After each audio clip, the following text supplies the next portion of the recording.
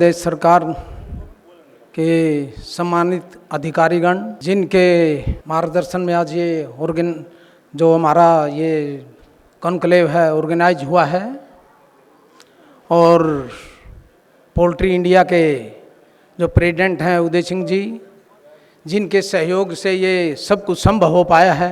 हमारे doctor PK. Shukla ji, मैं कहूँगा कि हमारे पोल्ट्री के मार्गदर्शक ही कहेंगे हम इनको, क्योंकि इनके बगैर पोल्ट्री का कोई भी शो संपूर्ण नहीं हो पाता, हम ऐसा समझते हैं। चक्रधर राव जी, नेक के चेयरमैन अजीत जी, डॉक्टर कुटैया जी, हमारे north zone broiler breeder association के मेंबर, और मेरे सभी प्यारे फार्मर भाई और बहनों, सबसे पहले तो मैं आप सभी का धन्यवाद करता हूं कि आपने मुझे इस महत्वपूर्ण अवसर पर बोलने का जो अवसर दिया है। साथियों, अगर हम पिछले 10-12 साल के समय को देखें तो उत्तर प्रदेश में पोल्ट्री सेक्टर में बहुत तेज गति से विकास हुआ है, चाहे वो ब्रीडर के सेगमेंट में हो, चाहे ब्रायलर के, चाहे लेयर के, चाहे फीड मैन्युफैक्चरिंग के। हर जगह उल्लेखनीय प्रगति हुई है, और शायद ही देश का कोई ऐसा हिस्सा है जिसमें इस दौरान इतनी ज़्यादा प्रगति हुई है। लेकिन फिर भी यहाँ पर बहुत ज़्यादा गुंजाइश है, जैसे कि शुक्ला जी ने बताया है। वैसे तो उनके बताने के बाद कुछ रहता नहीं, लेकिन फिर भी मैं आया हूँ तो 2 शब्द बोलूँगा ही। तो इस जो ये विकास हुआ है, इस विकास के पीछे मैं कहूँगा कि सरकार की जो पॉलिसी है उनका एक महत्वपूर्ण रोल रहा है, और सबसे बड़ा रोल उसमें इन पॉलिसियों को जो हमारे अधिकारियों ने धरातल पे उतारा है, मैं कहूँगा उसका उससे भी बढ़िया रोल रहा है। और साथ साथ जो उत्तर प्रदेश में मैं कहूँगा कि जो चारों तरफ से सड़कों का जाल बिछा है, कानून व्यवस्था ठीक हुई है। क्योंकि हम देखते थे पहले उत्तर प्रदेश में फार्म जो होते थे गांव में ही होते थे, किसी ने 100 बर्ड का फार्म बनाया, किसी ने 500 बर्ड का फार्म बनाया, पहले ऐसे फार्म नहीं होते थे।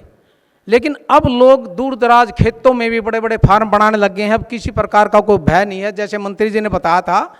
तो आने वाले समय में मैं कहूँगा कि एक बहुत बड़ी अपॉर्चुनिटी उत्तर प्रदेश के सामने है, और उसको जिस प्रकार से सरकार सहयोग कर रही है, हमारे अधिकारीगण सहयोग कर रहे हैं, मैं कहूँगा कि वो हम जल्दी ही आने वाले 5-7 साल के अंदर इसको प्राप्त भी करने की कोशिश करेंगे।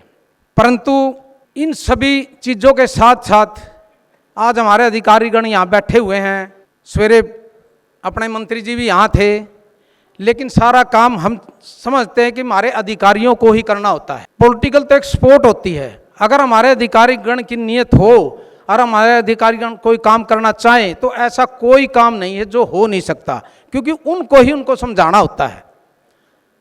तो आज मैं सरकार के जो डिपार्टमेंट के हमारे अधिकारी हैं उनको बताना चाहता हूं कि आज हमारे पोल्ट्री किसानों के सामने जो एक बहुत बड़ी समस्या है वो ये है कि एक किसान साल में तकरीबन 6-7 साल फ्लोक डालता है, फसल डालता है अपनी, और किसी भी फसल के जो फ्लोक के जो अंतर है वो ज़्यादा नहीं रहता। वो लगातार ये काम करता है, क्योंकि ये प्रोसेस ही ऐसा है, पीछे से ही चिक्स निकलने हैं, डलने हैं, तो उसको रोक नहीं सकता।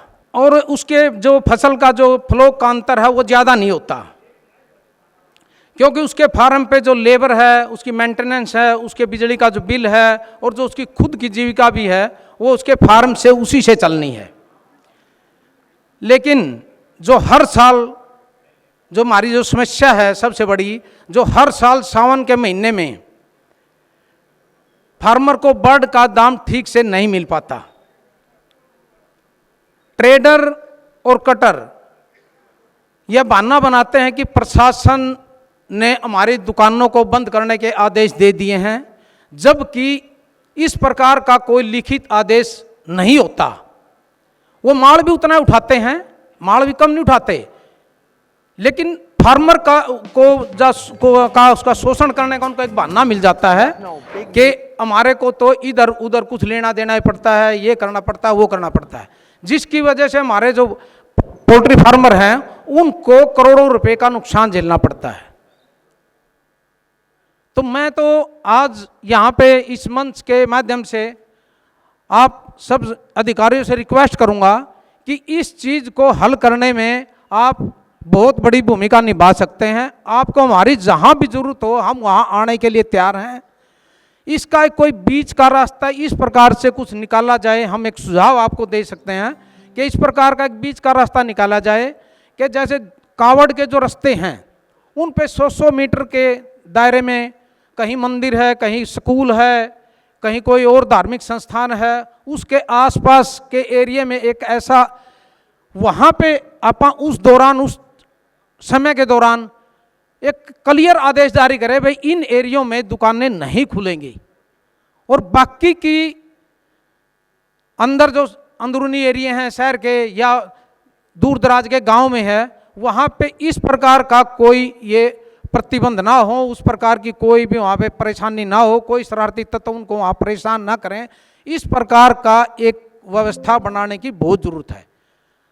हम धार्मिक भावनाओं का सम्मान करते हैं, लेकिन साथ साथ हमें ये भी ध्यान रखना पड़ेगा, जितनी मेहनत आप लोग कर रहे हो, जितनी अच्छी पॉलिसियाँ आप बना रहे हो, उनके धरातल पर उतार रहे हो, लेकिन साल में एक टाइम में ही हमारा वो सारा सब कुछ चला जाता है जो हम 6-7 5-6 फ्लो के कमाते हैं।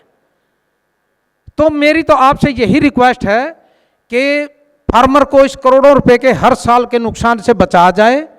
मैं आपसे वादा करता हूं कि उत्तर प्रदेश का किसान भी 2047 में हमारा भारत विकसित भारत बने, उसमें एक अहम योगदान देगा, ये मैं आपको विश्वास दिलाता हूं।